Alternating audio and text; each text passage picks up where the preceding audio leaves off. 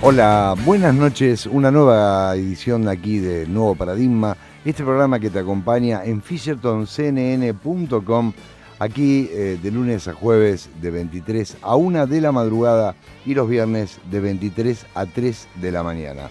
Damián Arderiu, de vuelta al pago, como se dicen, está acá operando los controles, siempre de lunes a jueves y los viernes va a estar Ninzi. Mi nombre es Claudio Fandiño, conduciendo este Nuevo Paradigma, que bueno, ya tiene el segundo programa aquí en el ciclo 2013 y hoy vamos a tener la presencia de Carlo Constantini. Carlo Constantini, que es un reflexólogo que viene con muchas sugerencias, muchas ideas, mucha práctica, mucha experiencia que él tiene en reflexología. Y el año pasado, en el ciclo anterior, creo que fue más o menos diciembre, noviembre, que habrá venido él, junto con su señora que lo está acompañando, se tocó el tema del cáncer. El cáncer, que fue un tema muy interesante en cuanto a cómo la reflexología puede tener algunas respuestas importantes sin caer en la magia, ¿no? Sino en cuestiones totalmente científicas, totalmente palpables, que se pueden corroborar, que ha tenido experiencias de él, en algunos casos, cómo la reflexología puede actuar. Eso lo va a explicar muy bien él. Después de este tema musical vamos a recordar los teléfonos 156-72-9939, la forma de mandar tu mensajito de texto, o bien llamando al 4499-333 interno 122. fishertoncnn.com es la forma de entrar vía internet, si estás un poquito lejos o hay un poco de interferencia. Esto es Nuevo Paradigma hasta la 1 de la madrugada, que empieza con este tema que ya Damián está poniendo. Vamos. Ahora sí, arrancamos en este Nuevo Paradigma hasta la 1 de la madrugada. 4499-333, interno 122, es la forma que tenés para comunicarte y entrar al estudio y hablar directamente con nosotros, o bien mandando un mensajito de texto al 156-729939. Carlos Constantini, buenas noches, muchas gracias por estar acá. ¿Qué tal? Buenas noches, gracias por invitarme y quiero aprovechar esta oportunidad para saludar a algunos pacientes que yo les dije que iba a venir. Silvia y Luis son un matrimonio que viene, se atiende conmigo. Estela, hay otro muchacho que se llama Jorge, bueno, unos cuantos, que ya saben y teóricamente están del otro lado, así que les mando un saludo muy grande para ellos. Bueno, yo también le aprovecho para mandárselo. No los conozco, pero si son gente venida de ustedes, es gente buena. Así es. Carlos, contame, recién había adelantado un poquito, hace 2 o 3 minutitos atrás, que en los últimos programas, creo que fue el último programa que hicimos nosotros, que te traje invitado acá, por allá por noviembre, diciembre del 2012. Hablo como por allá en el 2012, como si fuera hace 10 años, ¿no? No, hace poquito. Hacía un par de meses atrás. Y se tocó el tema de la relación de la reflexología con respecto al cáncer, que es una palabra que tiene una carga muy fuerte. Creo que hace 15 carga años atrás, conmigo. sí, y 15 años atrás la tenía mucho mayor todavía. Uh-huh. Hoy un poquito se digiere de otra manera, pero de todas maneras sigue teniendo un peso fundamental, psicológicamente me refiero, no solamente a lo físico.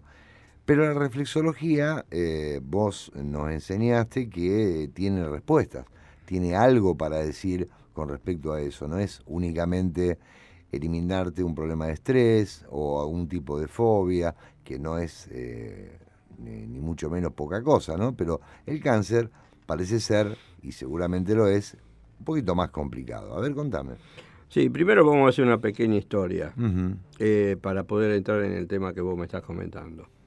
Desde hace 1 año y medio aproximadamente, a través de Salud Pública de la Nación, pero no en todas las ciudades del país, sino en las ciudades, fundamentalmente las ciudades grandes, como Rosario, Córdoba, Mendoza.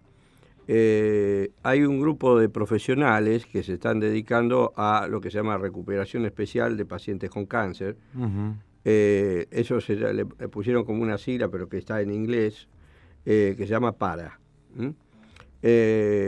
No todos los médicos oncólogos, ni a nivel nacional, inclusive a nivel local lo hablo, entraron en esta variante del tratamiento, que es una variante de tratamiento que fundamentalmente se basa, ojo, aclaro, no se deja la parte oncológica y tratamientos tradicionales de lado, sino que se lo minimiza. o sea, se hace en menor escala. Pero se trata con cosas naturales y los médicos ya tienen una formación y una tendencia diferente, la mayoría de ellos tienen menos de 50 años seguro, que es donde está calando muy hondo el tema de la medicina natural, sí, para ellos también.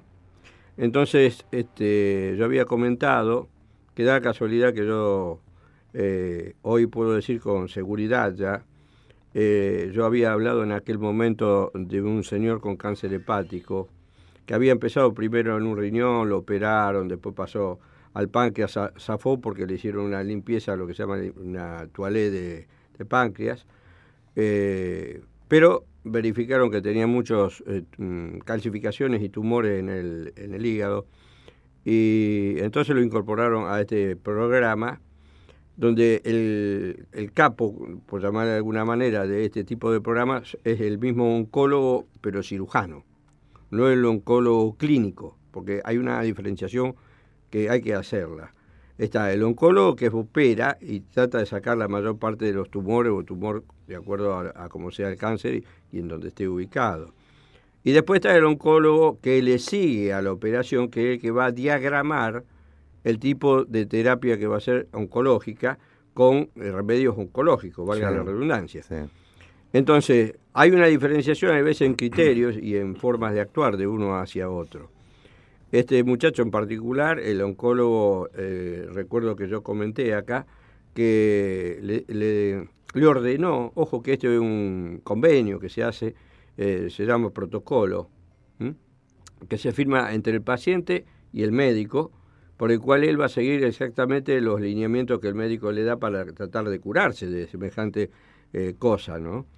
Que tiene muchas implicancias, como bien lo dijiste vos, psicológicas, físicas, mentales, pánico mediante, por ahí al principio cuando a uno le dan una mala noticia de este tipo, entra en pánico enseguida, y por qué a mí, y por qué no, y bueno, hay una serie de preguntas que la persona se gestiona a sí mismo, y bueno, el tema está claro, estamos todos dentro de la misma bolsa y a cualquiera le toca en cualquier momento. Pero si mi pensamiento contribuye a acelerar el proceso de cáncer, que todos tenemos células cancerígenas en el cuerpo dando vueltas permanentemente las 24 horas del día, pero si yo tengo un dolor de X en cualquier lugar, no digamos dónde, y siempre voy a pensar de que ese dolor se debe no a lo mejor a una artrosis, sino a un cáncer, el cáncer será lo que yo digo. Lo voy a instalar. Sí. Exacto, porque es un imán la mente que atrae lo que quiere, bueno o malo lo atrae, eso seguro.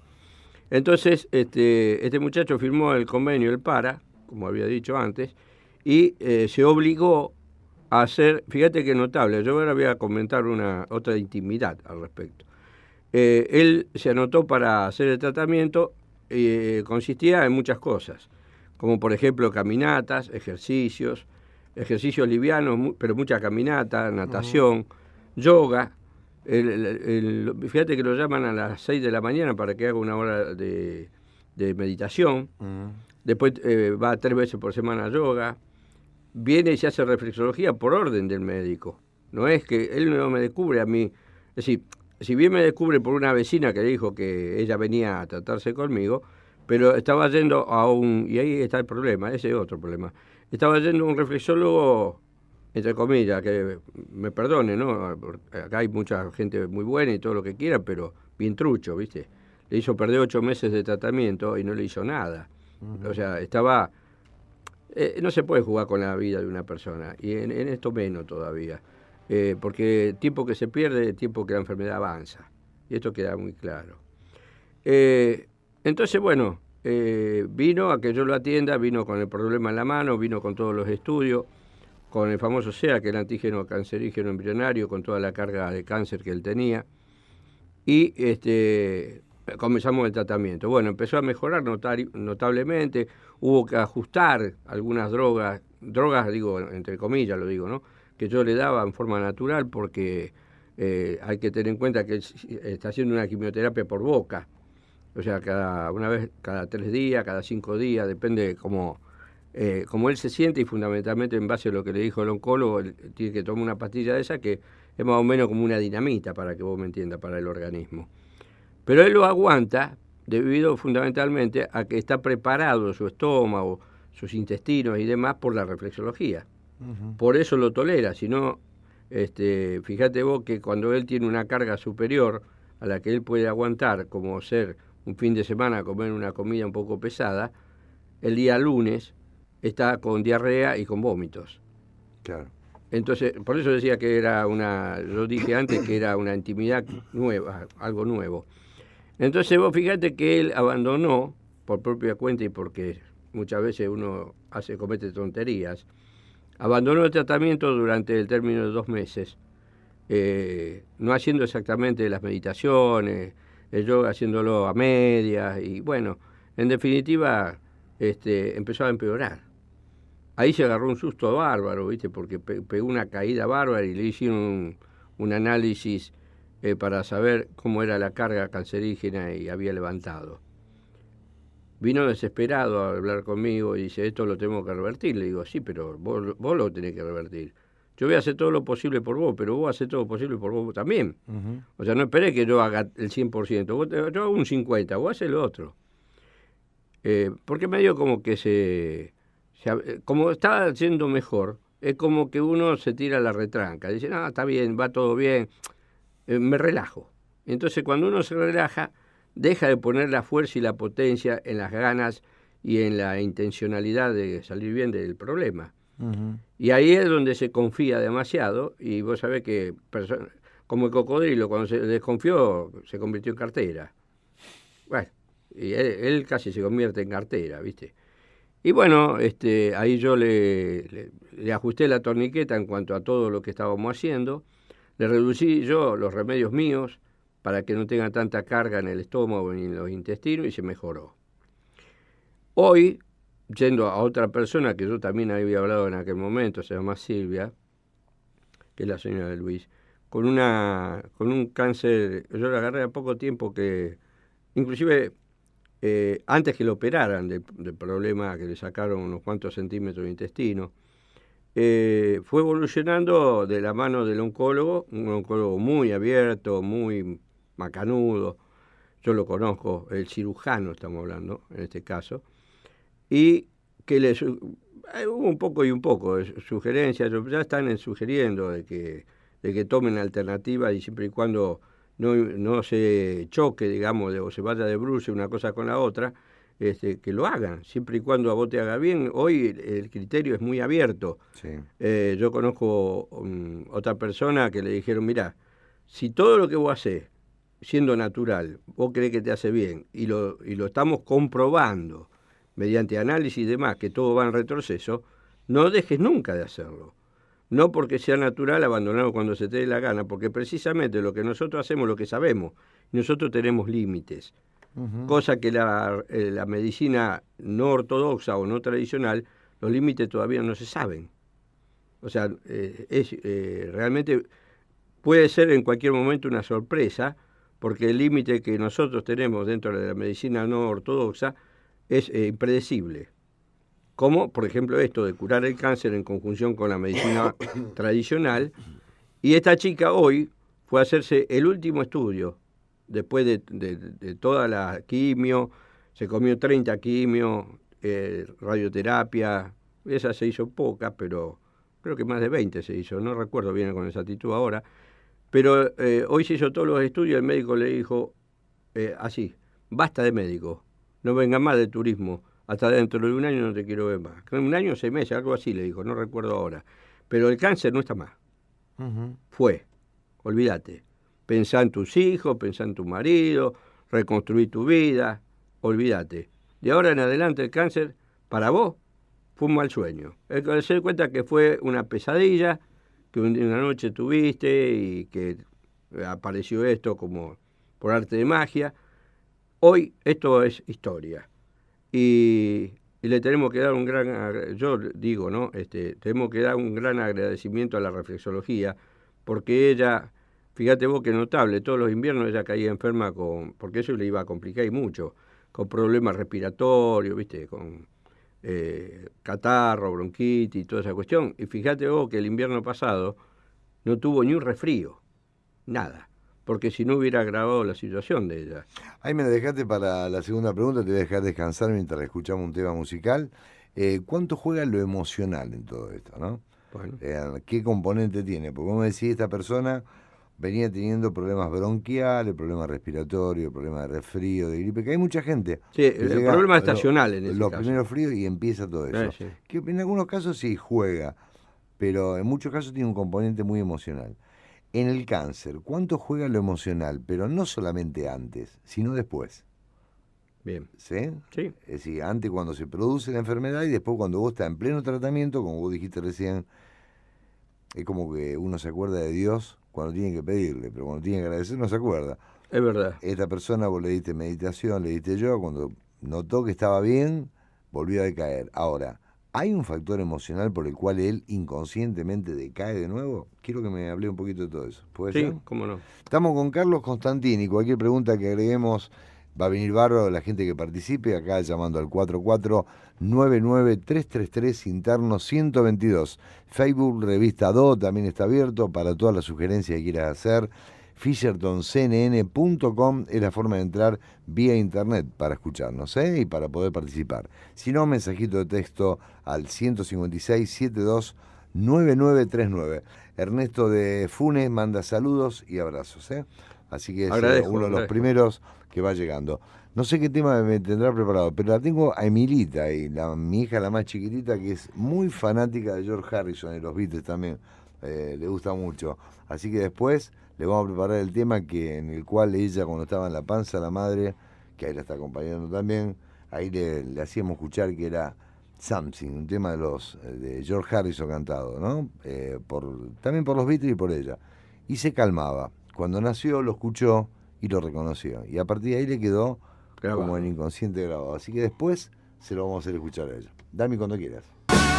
Seguimos en Nuevo Paradigma hasta la 1 de la madrugada. Damián está en los controles. Mi nombre es Claudio Fandinio. Carlos Constantini es el terapeuta que tengo, gran amigo, que además se incorpora este año ya a la televisión con nosotros.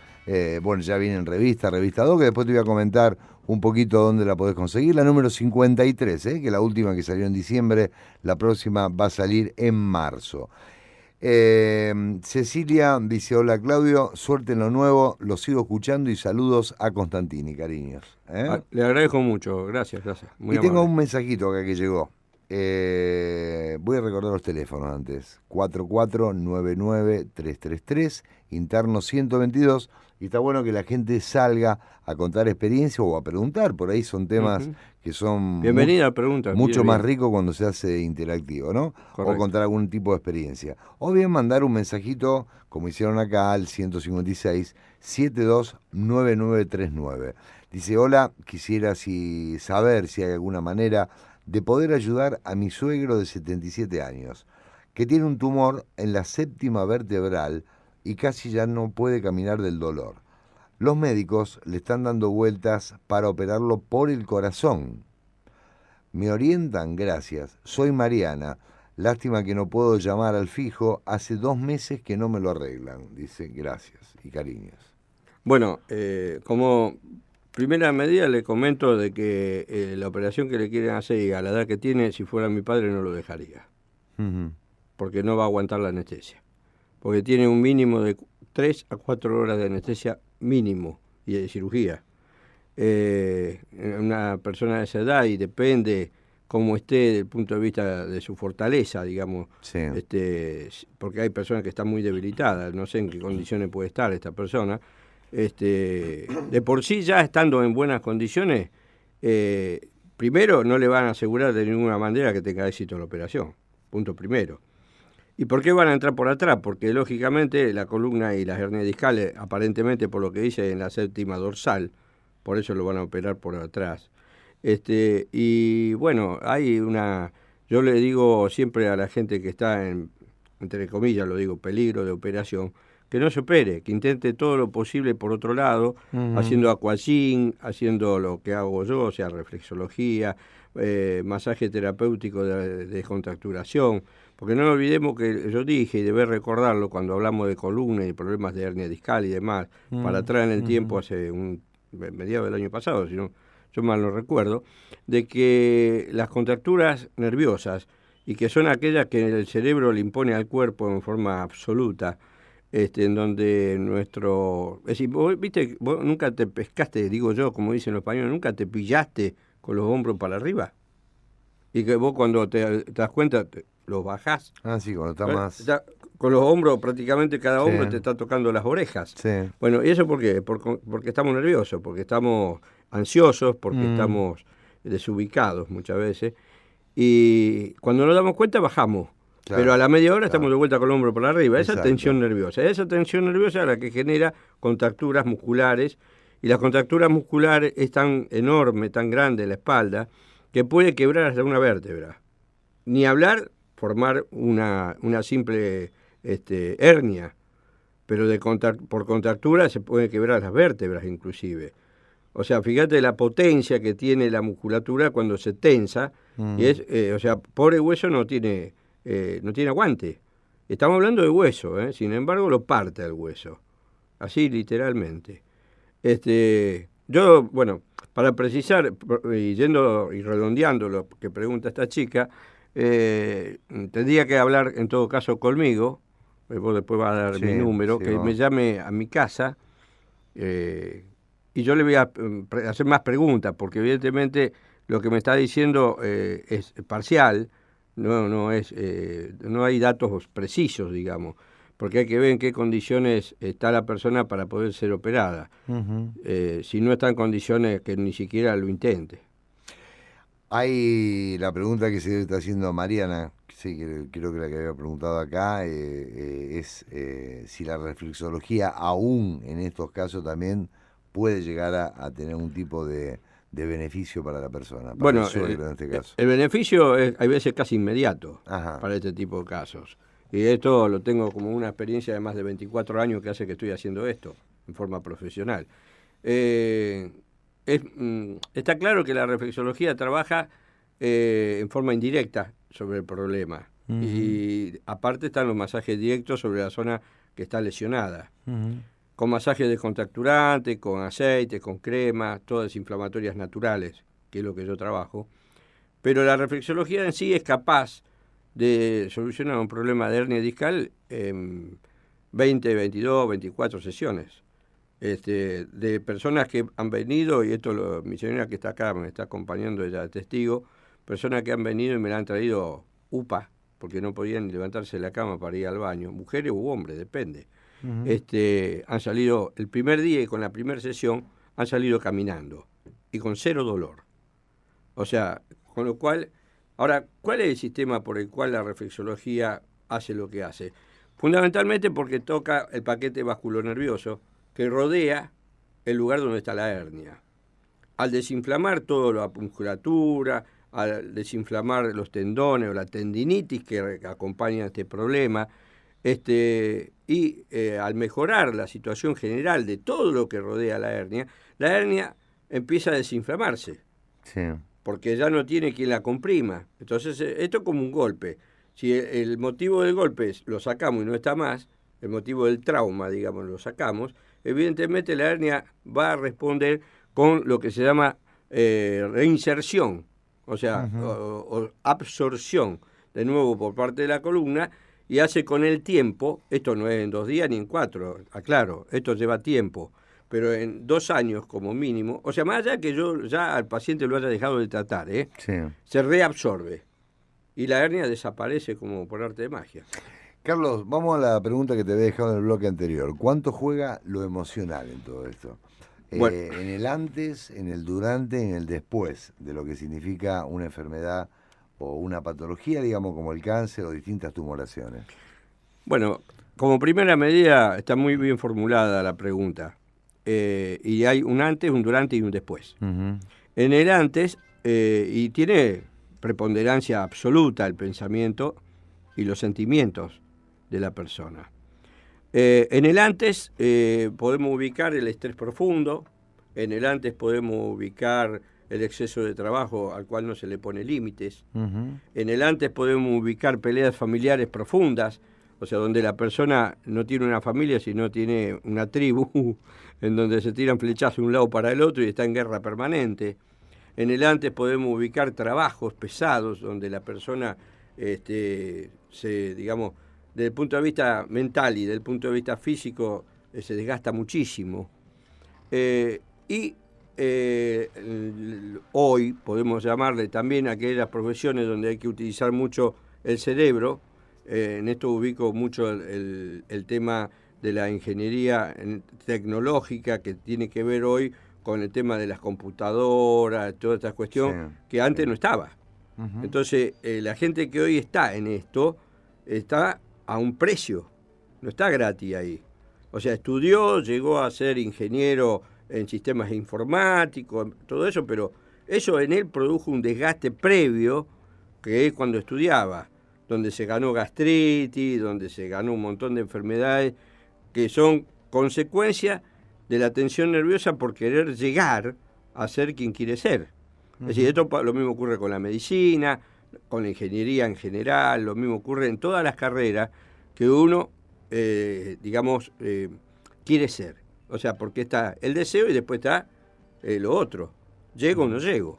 Seguro. No todo el que quiere ser médico llega a ser médico, ni tampoco todo el que quiere ser ingeniero llega también, porque dependerá de muchas cosas, de factores inclusive que son exógenos, o sea, que están fuera de uno, porque para seguir una carrera media pesadita como ingeniería, médico y demás, carreras que son de 5 a 6 años promedio, hay que tener algo que es fundamental. Un poco de suerte, cierto, es verdad, siempre hay que tener una dosis de suerte, ¿no? El central, por ejemplo, últimamente gana porque tiene una dosis de suerte. Que lo pongo un poco para embromar, ¿no? Sí. Porque no está jugando bien y sin embargo gana. Antes esa dosis de suerte no estaba y partidos ganados los perdía. Uh-huh. Esto en la vida lo podemos aplicar perfectamente, con esa dosis de suerte que tenemos que tener para poder salir del paso y del embrollo en el cual nos metimos, pero porque lo decidimos. Pero también hay que tener la mente muy fuerte para no caerse en la lo que en la facultad se llama en la primera bola que nos tiran. Uh-huh. O sea, el primer cero. Si yo me caigo con el primer cero que en la facultad a mí me ponen, evidentemente no tengo una proyección futura absoluta, porque al tercero, cuarta bola que me tiran, en distintas materias, termino abandonando.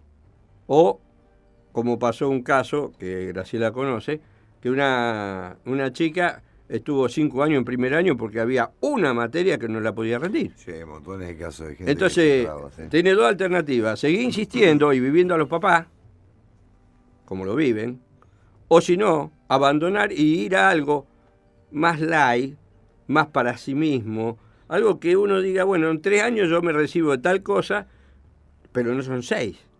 Es la mitad de esfuerzo, pero eso puedo llegar. Porque hay algunos que quieren tirar el pie más largo de lo que da la sábana. Y sí, obviamente, o se tapan la cabeza o se tapan los pies. No da para las dos cosas. Entonces, pero tenemos que ser honestos con nosotros mismos. ¿Podemos o no podemos enfrentar semejante cargo de llegar a quien quiere, o sea, dentro de los trabajos también? Yo quiero ser jefe, pero para ser jefe tengo que conocer, tengo que saber. No es como decía mi papá, decía, el que sabe, sabe y el que no sabe, jefe, decía él. ¿Te das cuenta? Era bastante chichón, digamos, ¿no? Pero es importante el saber, el conocer y el darse cuenta si uno puede llegar a esa exigencia y a esa tensión nerviosa que provoca tener que resolver un problema, como ser ingeniero en informática y se te viene abajo el sistema de toda la radio y lo tenés que corregir. Y vos decís, ¿y cuánto tiempo te dice el de la radio? Y mira, a lo mejor son 2 horas, o a lo mejor 4, o a lo mejor 10. No es lo mismo. Entonces se ve presionado por el dueño de la radio, por la gente que quiere hacer su programa y no puede porque se le vino todo al cohete. En definitiva, cada uno tiene que saber cuáles son sus posibilidades y conocerse a sí mismo. Esto es importantísimo. Y la parte que vos estabas diciendo de cómo es cada uno, ahí juega un papel preponderante. Pasando en limpio, digamos, un poquito destacando lo que lo está explicando bárbaro. Digamos, tiene que ver un poco con que muchas de las causas de esto tienen que ver con la sobreexigencia, digamos, de querer aspirar a algo que son deseos que en realidad no son misiones tuyas. Exacto. No tiene que ver con lo tuyo. Exacto. Y son cosas impuestas quizá por la familia, capaz que por claro, porque el papá es médico, yo también tengo que serlo. Sí, o el papá no fue médico y quiere que el hijo sea médico. Y le exige. Esa a lo mejor no está en condiciones de responder a eso. Esa sería es como si yo quiero tener un Messi como hijo. Sí. Y yo, viejo, hay de 100 posibilidades, 99.9 que no lo sea. Ajá. Pero tenemos que ser conscientes de eso. No podemos ponerle una carga a una criatura. Todos querían ser antes Maradona, debe recordarlo. Si no era Maradona, no sirve. ¿Cómo? Hoy vos lo escuchás Maradona hablar y me da pena. O sea, me gustó como jugador, pero como persona, cero a la izquierda. Porque no tuvo una buena familia como Messi. Messi una familia de clase media, de laburante, de tipo como el padre y la madre que lo llevaban a practicar, lo traían, se preocuparan por el tema ese que vos conocés, que no crecía, se preocupaban, pero era una familia lógica, común, una familia de clase media normal. La familia de Diego no es una familia normal, que digan lo que quieran, pero una familia de cuarta, y así fue como le fue en la vida. O sea, se drogó, se drogaron los amigos, se tomaban hasta el agua del jarrón, o sea, hacían cualquiera. Esa es la formación que vos tenés de chico. Por eso vos antes dijiste algo que me dejó pensando. Ojo que los primeros 4 o 5 años de vida de una criatura va a ser lo que sea cuando sea grande. Sí, o sea, porque la mala formación de papá y mamá, los hermanos y todo el entorno que tenga esa criatura, incluido lo que come o deja de comer, va a incidir sobre esa criatura en el futuro. Totalmente. ¿Te das cuenta? Eso en el antes, que vos me preguntabas. En el durante, cuando yo caigo en este problema, en los problemas que yo nombré, y nombré muchos, bueno, ¿qué pienso yo? Hago una autocrítica de cuál fue mi error, mis errores en general. Hago, como dicen algunos, un mea culpa y pedir perdón, inclusive a mí mismo, por haberme autoagredido mi cuerpo. De alguna manera reconvengo todo lo que vengo haciendo y lo transformo en otra cosa que sea más simple y más sencilla, como dije antes, pero que sea posible y falible para mí. En el mientras tanto, ya caído en esa enfermedad, no importa cuál sea, pienso y soy positivo a pesar de que estoy enfermo.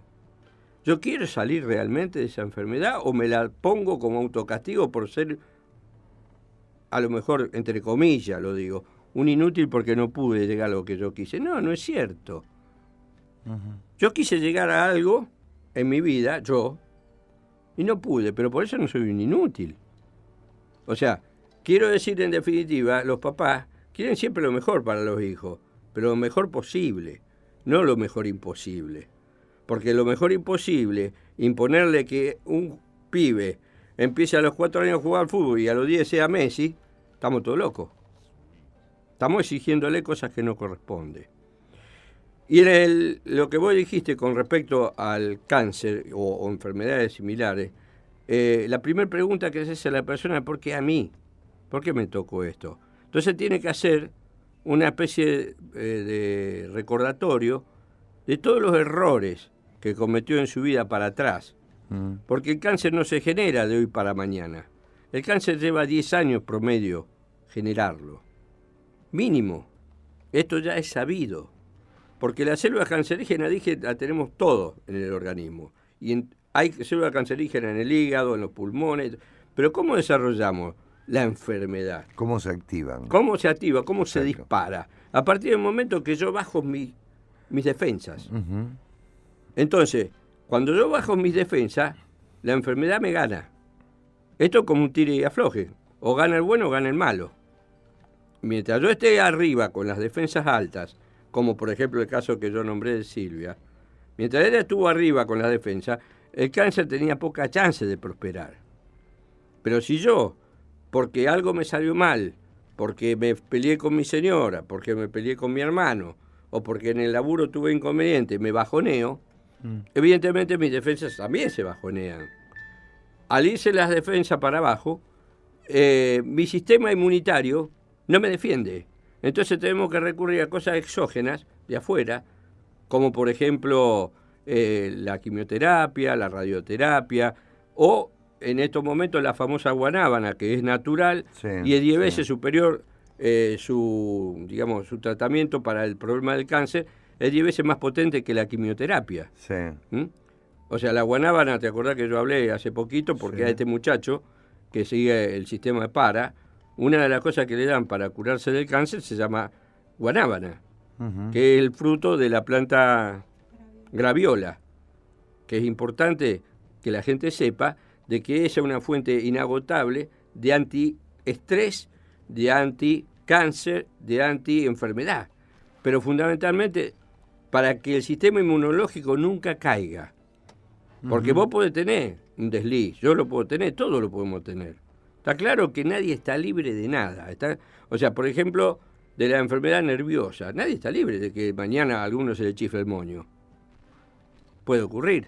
Pero lo que tenemos que darnos cuenta, cuando algo así pasa, es que alguien muy cercano a nosotros nos diga, mirá, esto, a vos te está pasando algo, vos no sos el mismo de siempre, acá hay algo raro. Pero en ese raro que tiene la persona hay que discernir bien qué es lo que le está pasando, sí. Pero qué es lo que generó eso. Siempre hablamos de la generatriz. ¿Qué es lo que lo generó? La muerte de un familiar cercano y caemos entonces en el pánico, por ejemplo. O lo despiden del trabajo y como la persona sabe hacer nada más que eso que hacía, no sabe otra cosa, entonces cae en un pánico terrible, porque dice, ¿ahora qué le doy de comer a mi familia? Ahora, pero ¿por qué mucha gente, por ejemplo, fallece un familiar, sí, muy querido, o tiene una pérdida muy importante? Madre, hermano. Padre, madre, hijos. Sí, sí. Cosas fuertes, cosas duras. ¿Y por qué en algunos casos se produce esto y en otros casos no? Tiene que ver con que, mira, hay un libro que vos seguramente lo habrás leído, que se llama La enfermedad como camino, yo lo nombré varias veces. Y que él dice que los autores, son dos autores, un médico y un psicólogo, dice que la gente coloca por delante de su vida como meta, un poco lo que vos estabas diciendo recién, y que todas las situaciones que va viviendo en el transcurso de su vida van ratificando o rectificando esa meta que se propuso. ¿Sí? Sí. Es decir, que si la meta de él es que ya nació de chiquitito, pensando, por influencia de los padres, la educación, los afectos, de que es un fracaso en su vida, todas las situaciones que vaya a vivir, él le va a buscar el lado del fracaso.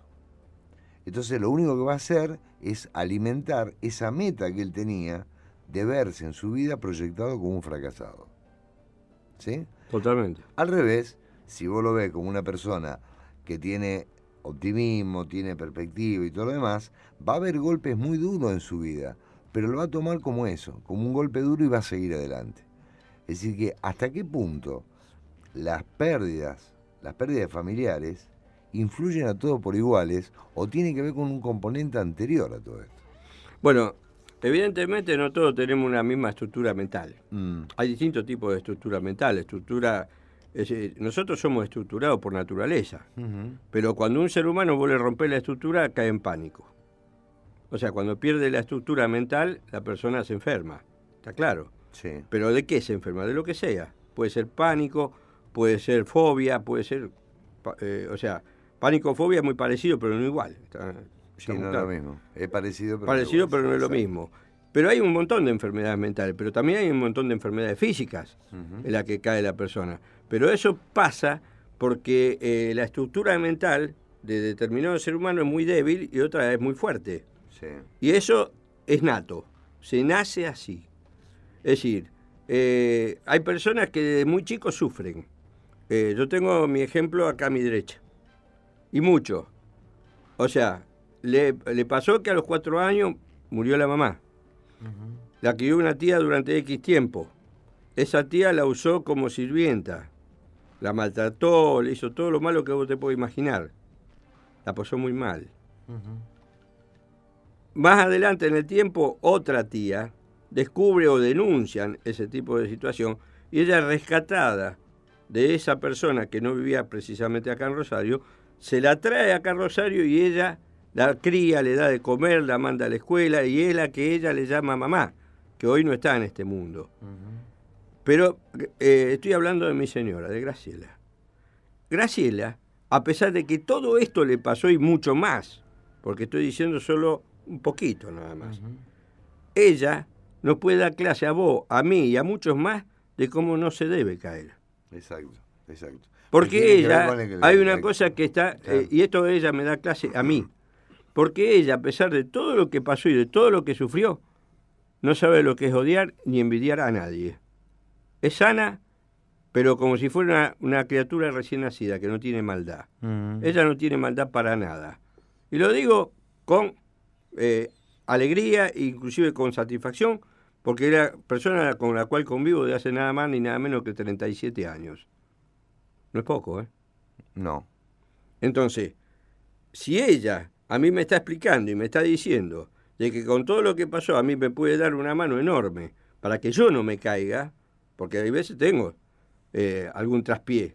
¿Por qué? Porque bueno, la vida de relación, no con ella y yo, sino con la gente que viene y a veces no es agradecida. Sabemos que la gente tiene 1000 defectos, como lo tengo yo, por supuesto, ya que sí. Todos tenemos defectos, pero esos defectos tenemos que aprender a pulirlos, a ser buenas personas, a tener buenos sentimientos. En definitiva, ella en eso a mí me da clase, pero desde hace muchos años. Y muchas veces yo cambio mi forma de ser por directa incidencia de ella. Es decir, en eso, ¿quién le enseñó a ella? ¿A qué escuela de metafísica fue? ¿A qué escuela digamos, de lo que hoy se habla, de hablarle a las células? ¿A cuál fue? A ninguna. Ella nació sabiendo, evidentemente. Porque que yo sepa, mientras convivió conmigo en los 37 años, no fue a hacer un curso de nada. Y sin embargo, hoy ella, si yo la paro delante de X cantidad de gente que tienen problemas, ella sabría decirle con toda seguridad qué puedo hacer para liberarse de esos problemas. Porque la hace simple. O sea, ella busca siempre la forma simple de salir de un problema, no importa lo grosero que sea el problema. Bueno, y en eso esa es una actitud. Es una actitud, ante la vida. Le van a pasar, o le pasaron, por lo que vos estás contando, un pedacito de la vida de ella, le pasaron montones de cosas, le pueden llegar a pasar un montón de cosas más, y toquemos madera que no sean tan complicadas, pero va a tener una actitud diferente a aquella persona que ya viene cayendo, y que cualquier tema, a eso me refería yo, cualquier situación, le sirve como anillo al dedo para seguir engrosando esto de ser víctima. Sí. ¿Me explico?